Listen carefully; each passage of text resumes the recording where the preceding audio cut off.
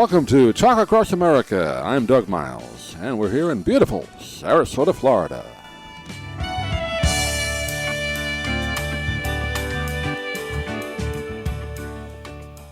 And a great pleasure to have joining us on our Book Talk segment, co-author, a very interesting book, very helpful book, I'm sure, and she also has a very interesting job. She's the children's books editor of the New York Times Book Review, joined today by Maria Russo, and the name of the book is called How to Raise a Reader, and she joined us by telephone today. And Maria, good to talk with you. How are you? I'm great. Thanks for having me. I always thought, I grew up in New York, and we always had the New York Times Sunday edition with the book section and all that. I always thought that was an interesting job to have, but I guess you must be reading several books a day, or maybe or 10 or 20 books a week. Well, I'm lucky that I'm the children's books editor, so lots of those books are picture books and graphic novels, which I love. So, yeah. How many do you have to go through in a typical week? Do a lot of children's books get published a year, or what's the number on that? Oh, yeah. And, well, we're really at a golden age of children's books. Ever since Harry Potter, there have just been more and more children's books published, and better children's books.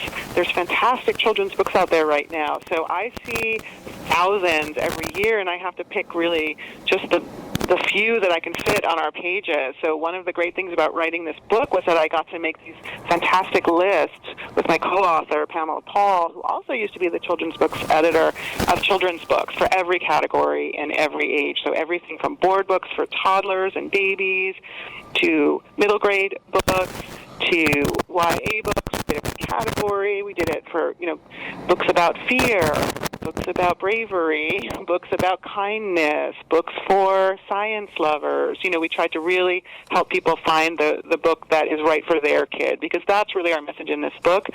Children need to read for pleasure. We're not big on pushing reading just for all the academic benefits, because yes, of course, children who read tend to do better in school, but this is also about life readiness. Reading is something that helps children build executive function. It helps them succeed in all areas of life, not just school.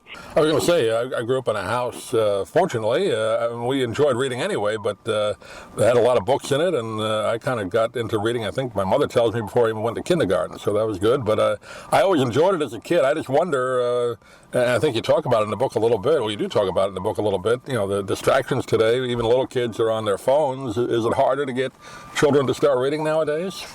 Well, it's true that screens are an issue for all of us, but it turns out even kids want a break from all the screens in their life, and even teenagers.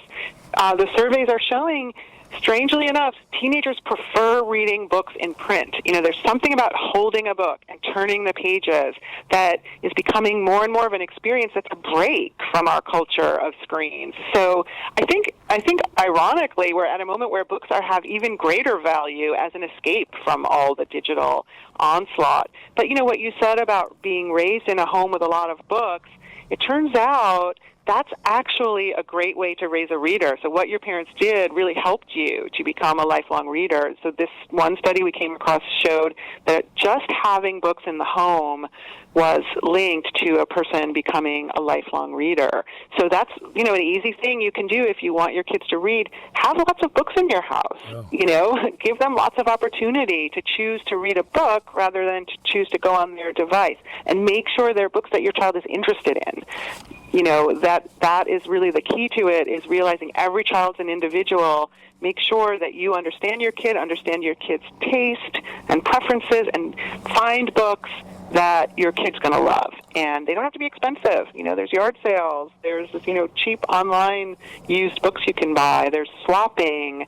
We always do books as birthday presents, just to help, just to do something that is a little bit different and is sort of adding to the kid's life a little bit more maybe than just another, toy.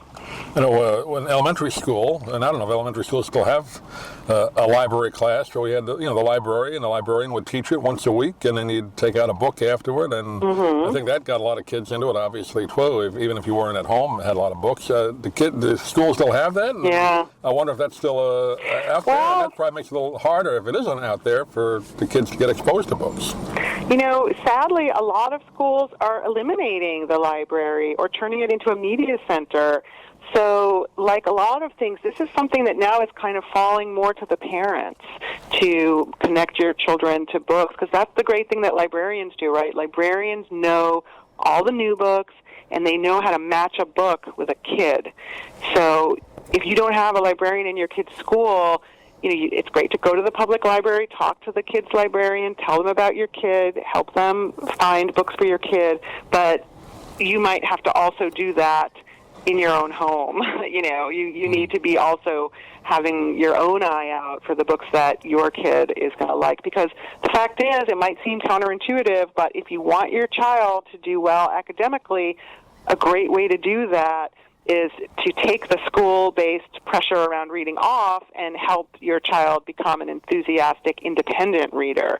Someone who chooses to read from intrinsic motivation, not just for the reward of school or not just to fulfill their homework. Yeah, we had to learn the Dewey Decimal System.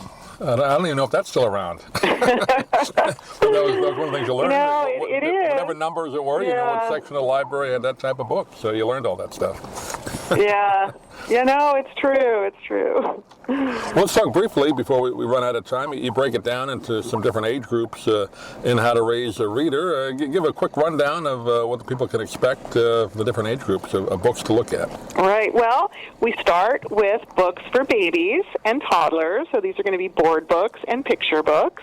And, there's a difference between board books and picture books, because your newborn baby, your baby up until, a few months old, needs less and not more. So board books have fewer pages.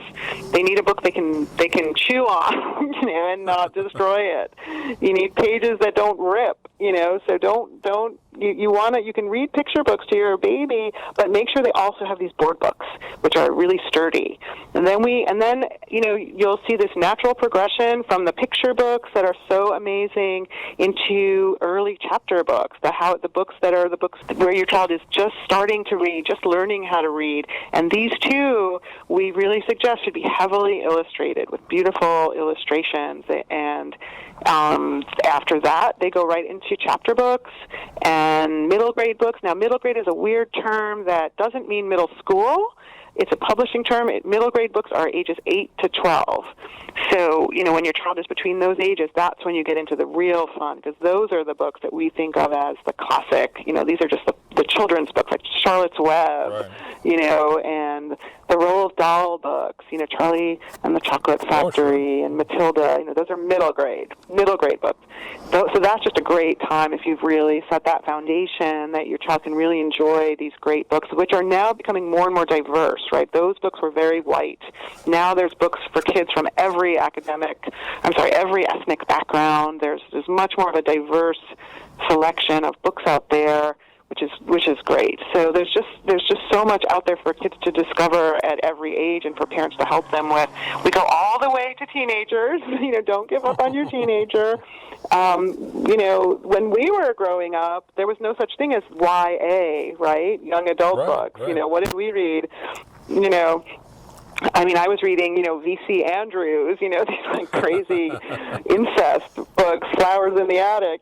Now there's YA, there's young adult books that are written by really great writers, and they know how to keep their audience's attention, because their audiences are teenagers. Their audience is made up of teenagers, right? So those books really move. Those books, they got to grab their audience by page 5 or they're done. Right. So we're really helping people from babies all the way to teenagers.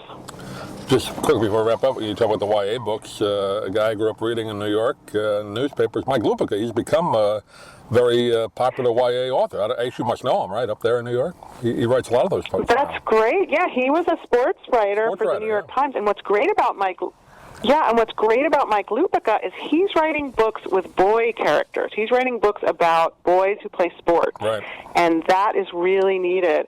We worry a lot about boys not reading. Well, some of it is we need to make sure we have books that interest boys, and Mike Lupica is really helping that with his sports-oriented books. Yeah. Another thing we can do to help boys is boys need to see their dads reading, too, not just their moms. That was another study that showed boys who see their dads read are more likely to become readers. So that's something else to keep in mind. great tips and great information. The book is called How to Raise a Reader, and we've been talking with Maria Russo today, and also was written with Pamela Paul. And Maria, give out your website or where they can get more information about the book.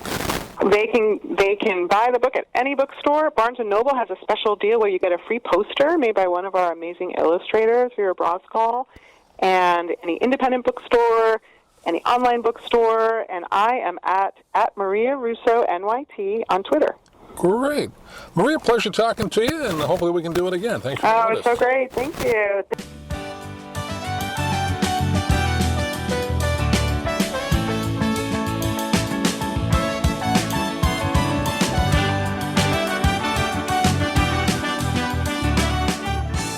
Thank you for joining us today on Talk Across America. Please visit our website at dougmilesmedia.com for more great interviews and content. And if you're interested in any of the books we talk about on the program, please click the Amazon link on our website. It helps support the podcast. Thanks for listening. We'll see you again real soon here from beautiful Sarasota, Florida.